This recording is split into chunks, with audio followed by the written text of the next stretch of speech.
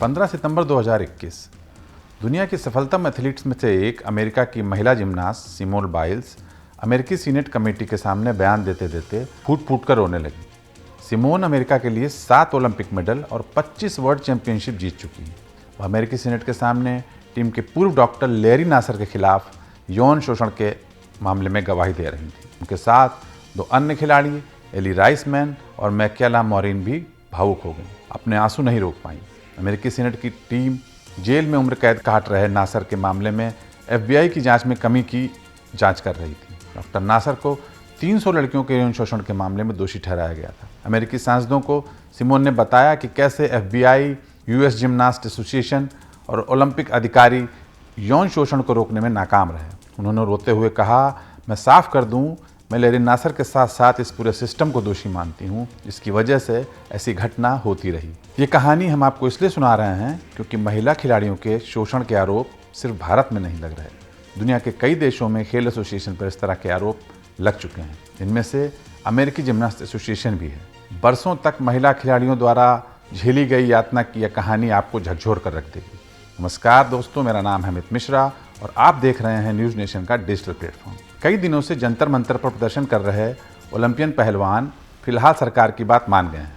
खेल मंत्री अनुराग ठाकुर के साथ तकरीबन 7 घंटे चली मैराथन बैठक के बाद नतीजा ये निकला कि जांच के लिए कमेटी बना दी गई। 4 हफ्तों में कमेटी अपनी रिपोर्ट पेश करेगी। यह रिपोर्ट बताएगी कि रेसलिंग फेडरेशन के अध्यक्ष ब्रजभूषण शरण सिंह पर महिला पहलवानों द्वारा यौन शोषण के आरोपों में कितनी सच्चाई है। महिला पहलवान, बीजेपी सांसद और ब्रजभूषण शरण पर बरसों से यौन उत्पीड़न करने के गंभीर आरोप लगा रही हैं। इस मामले में कोई फैसला आने तक हमें इंतजार करना पड़ेगा।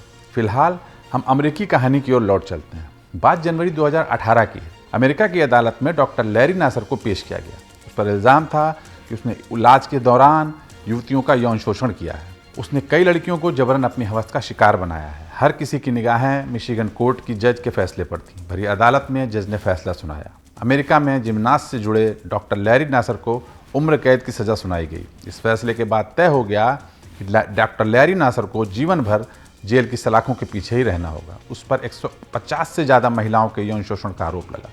उसमें ढेर सारी महिलाएं खेल से जुड़ी हुई थीं, जिम्नास्ट से जुड़ी हुई थीं। डॉक्टर लैरी नासर का शिकार बनी 105 से ज़्यादा युवतियों की गवाही के बाद जज रोजमेरी एक्विन ने मिशिगन की अदालत में कहा, मैंने अभी आपके डेथ वारंट पर साइन किया है। आप कभी जेल से बाहर निकलने के हकदार नहीं हैं। आप उतने खतरनाक हैं, यहाँ तक कि यह कोई सोच नहीं सकता। जिम्नास्ट से जुड़े डॉक्टर लैरी नासर पर 2015 में 7 महिलाओं ने यौन शोषण का आरोप लगाते हुए केस दर्ज कराया था। काइल स्टीफेंस उनमें से एक थी। वह जिम्नास्ट नहीं थी, वह लैरी के परिवार को एक अच्छे दोस्त के तौर पर जानती थी। 156 महिलाओं में से वो पहली थी जिन्होंने लैरी को कोर्ट में घसीटा। जब काइल कोर्ट में बात कर रही थी, काइल के बचपन की एक तस्वीर कोर्ट रूम में लगे प्रोजेक्टर पर दिख रही थी। काइल 6 साल की थी। काइल ने लैरी की तरफ देखते हुए कहा, तुमने तब मेरा शोषण किया जब मैं 6 साल की थी। मेरे दूध के दांत तक नहीं गिरे थे। काइल कई दिनों से अपनी पहचान छुपाकर केस लड़ रही थी, मगर बाद में BBC को दिए एक इंटरव्यू में उन्होंने कहा, मुझे लगा अब मैं बात करने के लिए तैयार हूँ और मैं दुनिया के सामने आ गई। लैरी ने कोर्ट में 10 लड़कियों का यौन शोषण करना स्वीकारा, मगर उसके कुकर्मों का पूरा इतिहास दर्ज था। किसी अदृश्य ईश्वर के पास नहीं, उसके हाथों सताई गई लड़कियों के जहन में। लगभग 150 लड़कियां आकर कोर्ट के बाहर खड़ी हो गईं, इस बात की गवाही देने कि हाँ, लैरी एक मानसिक रूप से दिवालिया आदमी है और गुनहगार है। इस मामले का खुलासा साल 2016 में छपे एक आर्टिकल से हुआ। इसमें खिलाड़ियों के साथ होने वाले यौन शोषण का जिक्र था। उसमें कोच के हाथों यौन शोषण का जिक्र भी था। हालांकि आर्टिकल में कहीं भी लैरी का नाम नहीं था, लेकिन उसे पढ़कर लगभग महीने भर बाद रेचल अपनी कहानी के साथ सामने आई। उस वक्त रेचल ने जो हिम्मत की, उसका फ़ायदा आज 156 लड़कियों को मिला। नासर को सबसे पहले 21 नवंबर 2016 में गिरफ्तार किया गया था। यह मामला था कंप्यूटर में चाइल्ड पोर्नोग्राफी मिलने का। उसके बाद लैरी को 60 साल की सज़ा सुनाई गई, मगर फिर उसके ऊपर यौन शोषण के आरोपों की बाढ़ आ गई।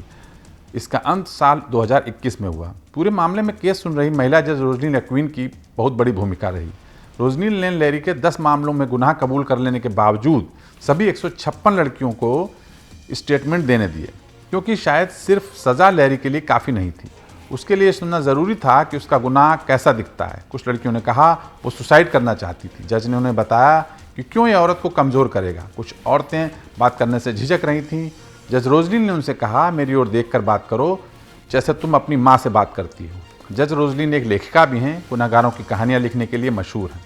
सुनवाई के दौरान कई बार उन्होंने औरतों को सिस्टर सर्वाइवर, फौजी और फौलादी औरत कहकर उन्हें धीरज बंधाया। इस पूरे मामले में हैरान करने वाली बात यह थी कि बरसों से जिस लैरी नासर पर यौन उत्पीड़न के आरोप लग रहे थे, वह अमेरिका की एलीट जिम्नास्ट टीम को सेवाएं दे रहा था। वह महिला जिम्नास्ट का डॉक्टर था, यानी जिम्नास्ट के साथ ट्रेवल करता था, ओलंपिक्स में जाता था, किसी जिम्नास्ट को कोई तकलीफ हो जाए तो उसका इलाज करता था।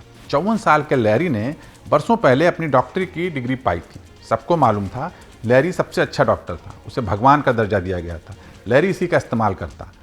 अपनी सभी जिम्नास्ट को लैरी ने एक ही तरह से परेशान किया। जिम्नास्ट उसके पास कराती हुई आती, वो दर्द में होती, उसे मदद चाहिए होती, लैरी उन्हें बेहतर महसूस करवाता था और उसकी सबसे कमज़ोर घड़ी में उसे छूता था, बातचीत या मजाक करते हुए। ऐसे में पीड़ित भी सोच में पड़ जाता कि क्या इसे शोषण के दायरे में रखा जाए। उन्हें सहलाते हुए वह यह भी कहता कि शारीरिक दर्द से तुम उबर जाओगी, मगर मानसिक दर्द से बच कर रहना।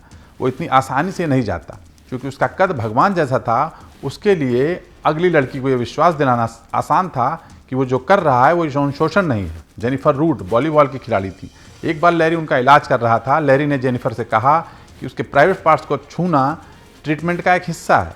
फिर जेनिफर को टेबल पर उल्टा लेटने को कह दिया। जेनिफर को तथाकथित इलाज के समय असहज महसूस हुआ, मगर वो सोचती रही कि इलाज के बीच इस तरह रुकना उनकी छवि को नुकसान पहुंचाएगा। ओलंपिक में गोल्ड मेडल विजेता जिम्नास्ट एली रेसमन ने सुनवाई के दौरान कोर्ट में लैरी की तरफ देखते हुए कहा, तुम इतने घटिया हो, मैं जब भी तुम्हारे बारे में सोचती हूँ इतना गुस्सा आता है कि मैं खुद समझ नहीं पाती। तुम्हें महसूस होगा कि तुमने जिन लोगों का उत्पीड़न किया आज वह ताकत बन चुकी है, तुम कुछ भी नहीं हो। इस मामले को और संगीन बनाता है अमेरिकी जिम्नास्ट एसोसिएशन का रवैया। एसोसिएशन के पास लड़कियां बार बार डॉक्टर नासर के बारे में शिकायत लेकर जा रही थी, लेकिन उस पर कोई एक्शन नहीं हुआ। नासर पर कई बार FBI और पुलिस ने मामला दर्ज किया, लेकिन कोई सख्त एक्शन नहीं लिया गया। इस मामले को दबाने में सभी लगे रहे। इस पूरे दुष्चक्र में सारे लोग मौजूद रहे, लेकिन किसी ने उन महिलाओं की फिक्र नहीं की जो कि यौन शोषण का शिकार हो रही थी। इस पर 2 चर्चित डॉक्यूमेंट्री सामने आई। एक का नाम है एथलीट ए, जो नेटफ्लिक्स पर देखी जा सकती है, और दूसरे का नाम है at the heart of gold, जिसे HBO पर प्रसारित किया गया।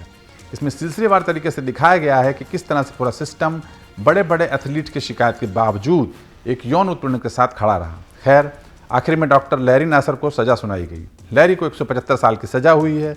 वो जेल में ही रहेगा, वहीं मर जाएगा, क्योंकि जज के मुताबिक उसे खुद नहीं पता कि वो कितना खतरनाक है। उसका बाहर रहना ठीक नहीं।